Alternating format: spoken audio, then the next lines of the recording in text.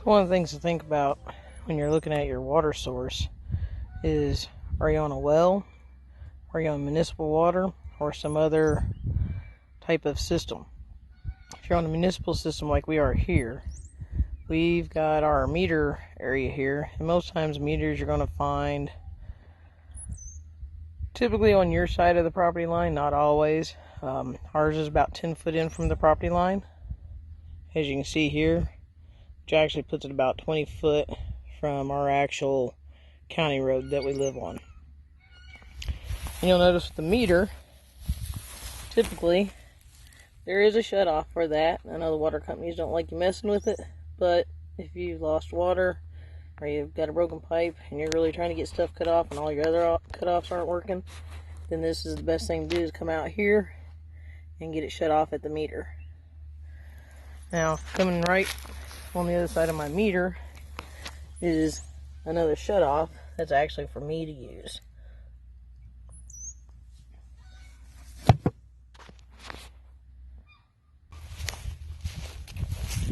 One of the things, I'm walking up from the meter in my first shut off when they built this house, they put another meter or shut off valve out here in the right by the house. Sometimes you gotta twist them, sometimes you gotta play with them to get them to cooperate. This one's gotten filled in a little bit over time, so I had to grab something to dig it out. But that's helping protect it. That's not a big, huge issue. That is another water shut off for me.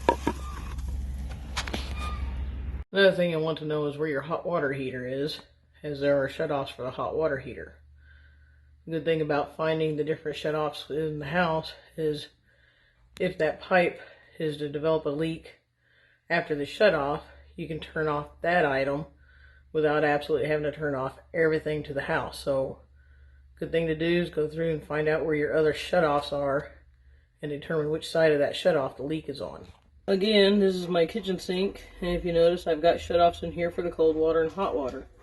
If it were to split above those shutoffs, I can just shut off that sink and still have water to the rest of my house. This is one of my bathroom sinks. Again, you'll notice the shutoffs, and as stated before, if it's leaking above that, you can just shut this off without having to turn off the whole house. So what we're looking at here is one of my 4 outside faucets. These are installed with freeze-proof type faucets. Right now I have it uncovered, but generally you want to get those foam cups that you can put around them, or if you just got insulation to wrap around it, just to give it some extra protection when it gets super hard freezes. And it's just kind of thing. Go through, be familiar with where all your shutoffs are, be familiar with where all your pipes go. The only pipes I have that are actually in an exterior wall, so to speak, are my outside faucets. And then my hot water heater, it's in the garage, that does not have a heat source to it. So those are some things I have to think about if I'm trying to protect the pipes and everything, is what has heat, what doesn't, what's exposed to the elements, what's not, what's in an exterior wall and what's not. For some of you,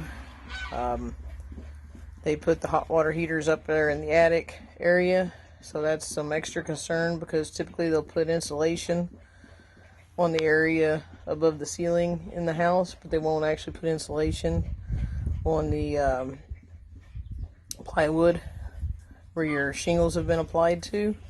So your attic area is not very well insulated, and those pipes definitely, and those things up there that contain water, definitely need to be wrapped and insulated. The problem is, if you wrap them, they can't breathe, so you have to watch that, because it causes a potential fire hazard. If you're going to turn them off, there's no electric going to them, then that is something that you can use to actually keep it protected. But you have to think about those things, look at what you're covering. If it's hot water heaters, they do need to breathe. So if you do try to wrap them to protect them because they're in a bad area, you may want to consider turning the electricity off to those, so it's just allowing water to flow through and not actually using the heating elements in it to heat anything up. That way you don't catch anything on fire accidentally. So one of the things up here with the Feet Farm is we have outside faucets like this. And something that you can do to help winterize them is take a PVC pipe like I have there, put it around your pipe after you've wrapped it with insulation, and then spray in expanding foam that you can get in the cans to help provide insulation around this pipe. Another thing you can do, which I haven't done yet for these, is actually build a box that goes over these, and you can line the inside of that box with insulation as well. That way, when you need it, you just remove the box from over the faucet, but then you can put it back, and it helps keep it winterized even in the colder days. During this freeze, we had all these done like this, and we did not have any of them that actually froze up. So another type of faucet that we use out here on the Feet Farm is a freeze-proof faucet. If installed correctly, these can go and take some of the harder freezes we have here.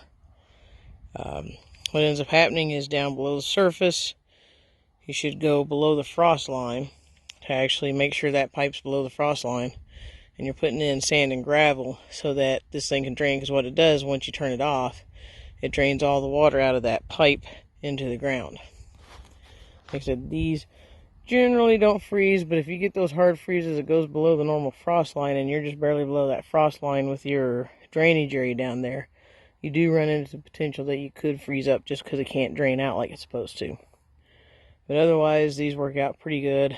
You could, if you wanted to, go in and put some insulation on it so as it's running while you're out here trying to water or fill up troughs in the middle of the freeze, just to keep that pipe from freezing until it's gotten drained back out after you finish.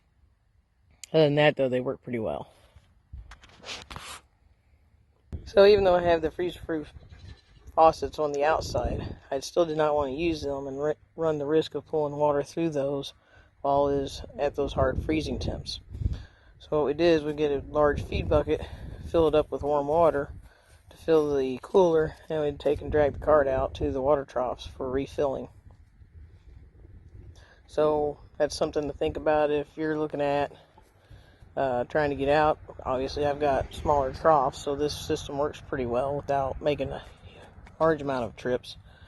But you can get those old totes, get the food grade, rinse them out really good, and keep those around, because depending which ones you get, they're 250 to 275 gallons. You can load that up in the back of the truck, hook up a water hose to it, fill it with warm water from the house, and now you've got a way of moving water out into the pasture. And I'll show that at a little bit later. That's up actually at the farm.